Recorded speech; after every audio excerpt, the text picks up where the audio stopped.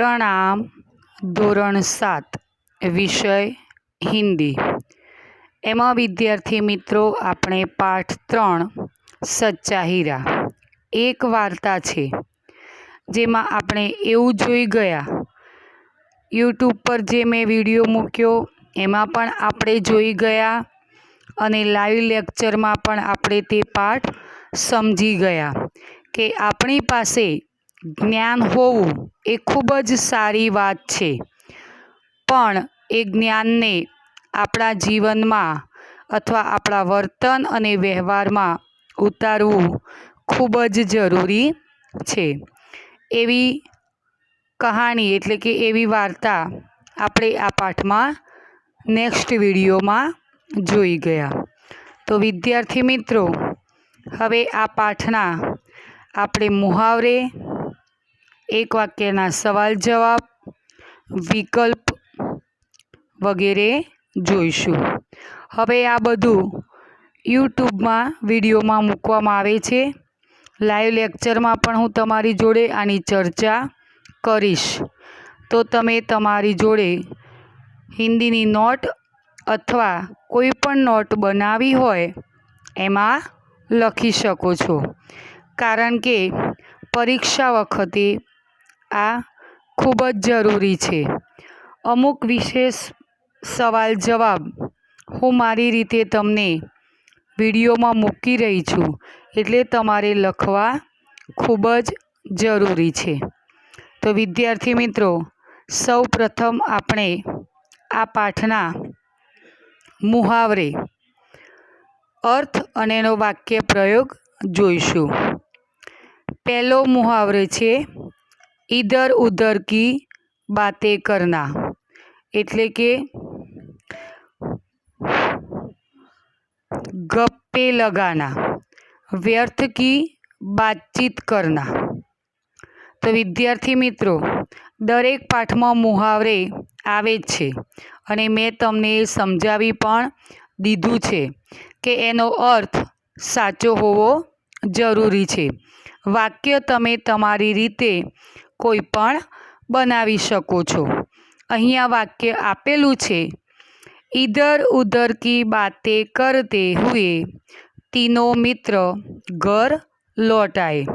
હવે તમે તમારી રીતે આ જ પાઠનું કોઈ પણ વાક્ય લઈ શકો છો કે કુછ સ્ત્રીઓ કુએં કી પક્કી જગત પર ઇધર ઉધર કી બાતે કરને લગી। તો વિદ્યાર્થી મિત્રો, વાક્ય બનાવતી વખતે એ ખાસ ધ્યાન રાખવાનું કે જે મુહાવરે હોય એ અંદર આવવો જોઈએ અને એનો અર્થ પણ સાચો હોવો જોઈએ। હવે આપણે બીજો મુહાવરે જોઈશું, લાખો મેં એક હોના, વિશિષ્ટ હોના।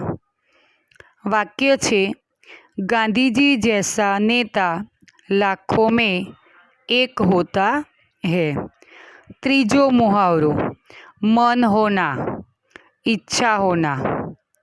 दादी जी का मन रसगुल्ले खाने का हो गया। चौथो मुहावरे, बराबरी करना, मुकाबला करना। वाक्य, हमारे गांव के पहलवान की बराबरी कोई नहीं कर सकता। पांचमो मुहावरो, पछाड़ देना, हरा देना, गिरा देना। वाक्य, दुबले पतले युवक ने कुश्ती में पहलवान को पछाड़ दिया। छठो, कंठ में सरस्वती का निवास होना, पढ़ाई लिखाई में बहुत तेज होना। वाक्य, लड़की इतनी होशियार है जैसे उसके कंठ में सरस्वती का निवास हो। गोद का हीरा, प्यारा बेटा। वाक्य, वह होनहार लड़का सचमुच अपनी माँ की गोद का हीरा था। आठमो, गदगद स्वर में कहना, अत्यंत आनंदित होकर कहना। वाक्य। माँ ने गदगद स्वर में कहा कि उसका बेटा लाखों में एक है। અને છેલ્લો મુહાવરે, सच्चा हीरा होना, अच्छा आदमी होना अथवा प्रशंसा करने लायक व्यक्ति होना। वाक्य। भारत माता का हर सपूत सच्चा हीरा है।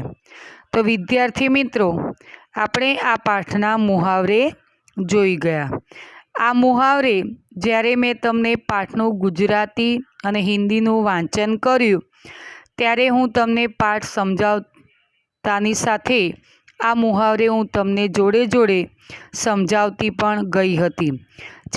તે છતાં પણ ફરીથી અત્યારે મુહાવરેની ચર્ચા આપણે કરી ગયા, જેથી તમને તે યાદ રહે। હવે વિદ્યાર્થી મિત્રો, આપણે આ પાઠના વિકલ્પો જોઈશું। વિકલ્પોમાં વિદ્યાર્થી મિત્રો એવું હોય કે નીચે 4 ઓપ્શન આપેલા હોય, એમાંથી એક જવાબ એનો સાચો હોય। તો વિદ્યાર્થી મિત્રો, આપણે હવે વિકલ્પો જોઈશું। પહેલો વિકલ્પ, कुएं के चारों ओर बनी ऊंची भूमि को क्या कहते हैं? નીચે 4 વિકલ્પ આપેલા છે, જગત, ટેકરી, બાવડી, બેઠક। તો વિદ્યાર્થી મિત્રો, જવાબ આવશે જગત। હવે બીજો વિકલ્પ, देवताओं के गुरु कौन है? 4 વિકલ્પો છે નીચે જવાબમાં, નારદ, વાચસ્પતિ, વનસ્પતિ, બૃહસ્પતિ। તો જવાબ આવશે બૃહસ્પતિ। ત્રીજો વિકલ્પ, विद्या की देवी कौन है? વિકલ્પમાં જવાબ છે મહાકાલી, મહાલક્ષ્મી, સરસ્વતી, दुर्गादेवी। तो जवाब आवशे सरस्वती। चौथो विकल्प, प्रकृति शब्द का अर्थ है। 4 विकल्प में जवाब छे अभाव, स्वभाव, प्रभाव, लगाव। तो जवाब आवशे स्वभाव। अने 5मो विकल्प, चारों औरतों के पीछे आने वाली महिला कैसी थी? तो विकल्प छे काली, गोरी, युवती, वृद्धा।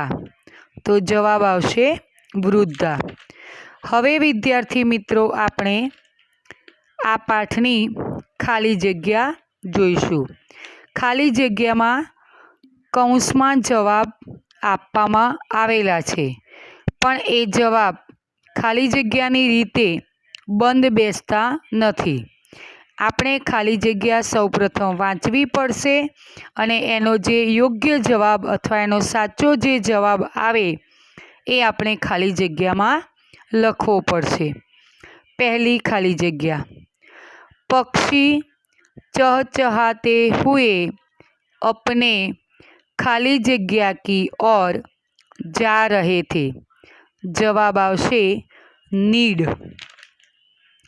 बीजी खाली जग्या, बातचीत करते करते बात खाली जग्या पर जा पहुँची। जवाब आवशे बेटो।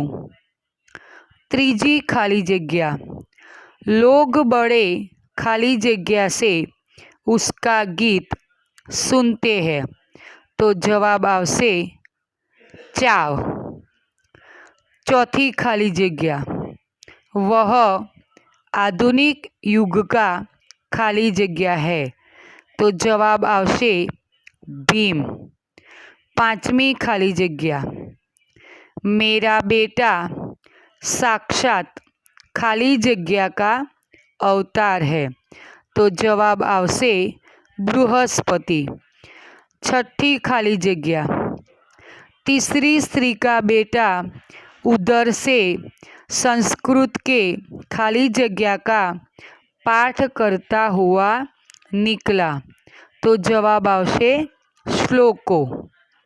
अने सातमी खाली जग्या, तीनों औरतें बड़े ही खाली जगह से चौथी स्त्री के बेटे को देखती रही। तो जवाब आवशे आश्चर्य। तो विद्यार्थी मित्रों, આપણે આ રીતે ખાલી જગ્યા જોઈ ગયા।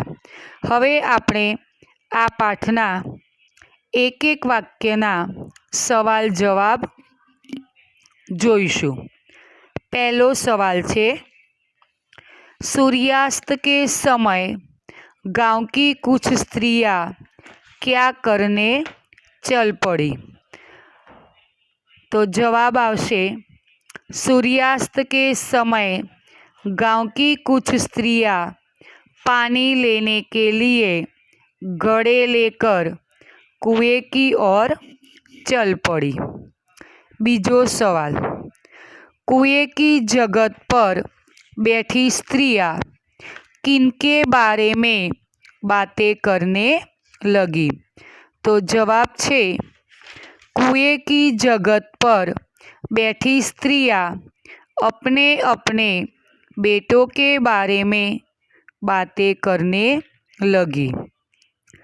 तीजो सवाल, दूसरी स्त्री ने अपने बेटे को क्या बताया।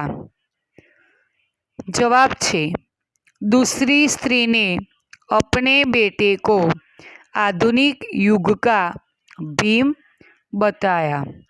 चौथो सवाल, तीसरी स्त्री का बेटा किसका अवतार था।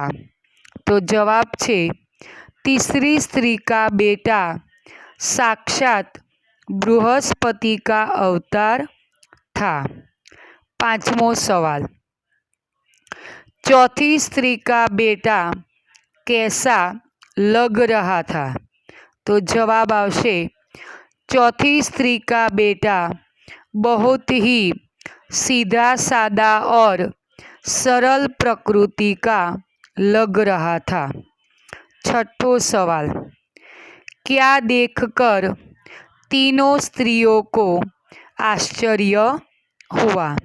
जवाब आवशे चौथी स्त्री के बेटे का अपनी माँ के प्रति प्रेम और सेवा भाव देखकर तीनों स्त्रियों को आश्चर्य हुआ। अने छेल्लो एटले के सातमो सवाल, वृद्ध महिला ने सच्चा हीरा किसे बताया। तो जवाब आवशे वृद्ध महिला ने चौथी स्त्री के बेटे को सच्चा हीरा बताया। तो विद्यार्थी मित्रों, आ रीते आपणे आ पाठना विकल्पो, खाली जग्या, एक वाक्यना सवाल जवाब अने मुहावरे जोई गया। हवे आ पाठનું ગ્રામર એટલે કે વ્યાકરણ છે એ આપણે હવે નેક્સ્ટ વિડીયોમાં જોઈશું। અને હું તમને જે આ વિડીયોમાં બતાવી રહી છું એ તમે નોટબુકમાં પણ લખવાનું રાખજો। પ્રણામ।